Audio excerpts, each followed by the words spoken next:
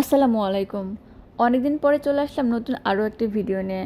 আর আজকের এই ভিডিওটি আমি তৈরি করেছি তাদের জন্য, মূলত যারা আমাকে পার্সোনালি নক করেছেন যে আমি আসলে কোথায় থাকি, কেন থাকি, কি করছি এবং অনেকে এখানে আসতে চায়, এসব বিষয়ে কথা বলার জন্য আমি এই ভিডিওটি তৈরি করেছি। গত ডিসেম্বরে ফাইনাল পরীক্ষার পর থেকে এতদিন পর্যন্ত ক্লাস অফ ছিল, যেহেতু জানুয়ারি মাস পড়ে গেছে এবং নতুন সেমিস্টারের জন্য এনরোলমেন্ট করতে হবে, এই জন্য আমি কলেজে গিয়ে লম্বা সিরিয়ালে থেকে এনরোলমেন্ট করে বাসায় আসছি।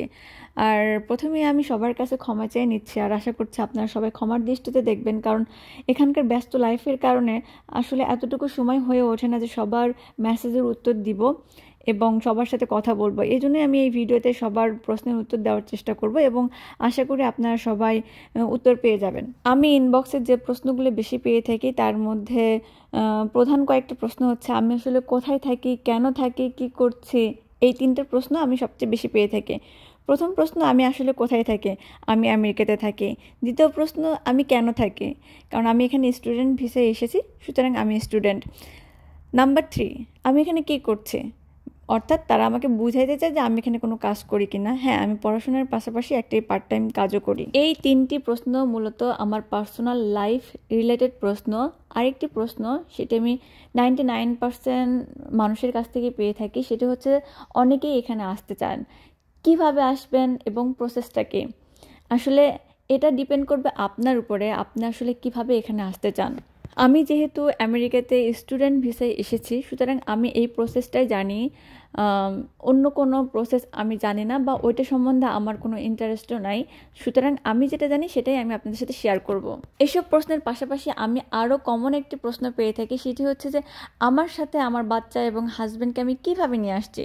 আপনার যদি বিদেশে পড়াশোনা করার ইচ্ছা বা আকাঙ্ক্ষা অনেক বেশি থাকে, তাহলে আপনি নিজে এই প্রসেসটা ফুলফিল কমপ্লিট করতে পারবেন, কারো কোনো হেল্পের দরকার হবে না। দেখতে দেখতে 2025 সালও পড়ে গেছে। এই ডিজিটাল যুগেও আমরা ডিজিটাল জিনিস অর্থাৎ ইন্টারনেটের সঠিক ব্যবহার জানি না বা করতে পারি না বলেই আমরা এই ধরনের প্রশ্ন করে থাকি যে আমি বিদেশে কিভাবে পড়াশোনা করব, কিভাবে যাব, কিভাবে অ্যাপ্লাই করব।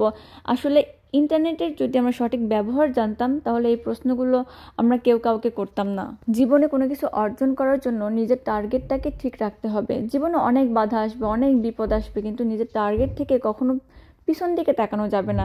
আমি যে পজিশনেই থাকি না কেন, আমার টার্গেট যদি ঠিক থাকে, কোনো না কোনো দিন আমি সেই জায়গাতে ইনশাল্লাহ পৌঁছাবো। এবার আমি আসল কথায় আসি।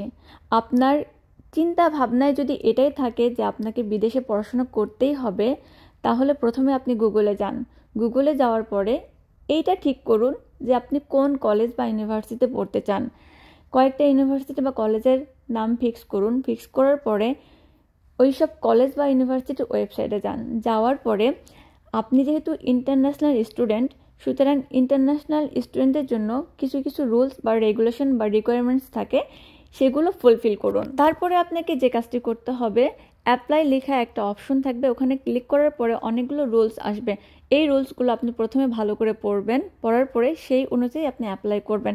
অ্যাপ্লাই করার পরে ওই ইউনিভার্সিটি বা কলেজের প্রফেসর আপনাকে ইমেল করবে বা ইউনিভার্সিটি ওয়েবসাইট থেকে আপনাকে ইমেল ব্যাক করবে।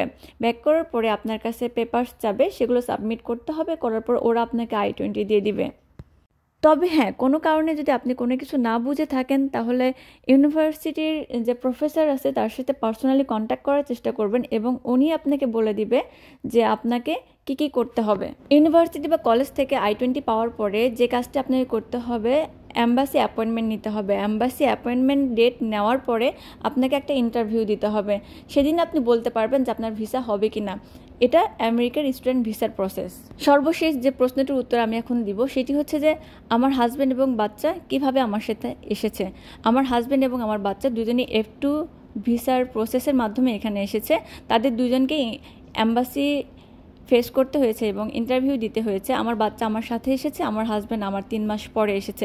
আমার বাচ্চার হাতে যে বলগুলো দেখতে পারতেছেন, ওই বলগুলো আমার বাচ্চাকে কলেজ থেকে দিয়েছে, যাতে ও ওই বলগুলো দিয়ে খেলে এবং আমি আমার পার্সোনাল কাজগুলো সেরে ফেলতে পারি। এই জন্য কলেজ থেকে বাচ্চাকে বিজি রাখার জন্য এই বলগুলোকে গিফট করেছিল। এই ভিডিওতে আমি প্রাথমিকভাবে আপনাদেরকে এতটুকুই আইডিয়া দেওয়ার চেষ্টা করেছি যে আপনারা কিভাবে ইউনিভার্সিটি বা কলেজে অ্যাপ্লাই করবেন, I-20 নেবেন এবং অ্যাম্বাসি ডেট নেবেন। পরবর্তী ভিডিওতে আমি আপনাদেরকে ডিটেল জানাবো যে কোনটার পরে কোনটা করলে আপনাদের জন্য বেটার হবে। তো সবাই ভালো থাকবেন। পরবর্তীতে দেখা হবে আবার নতুন কোনো ভিডিওতে। আল্লাহ হাফেজ।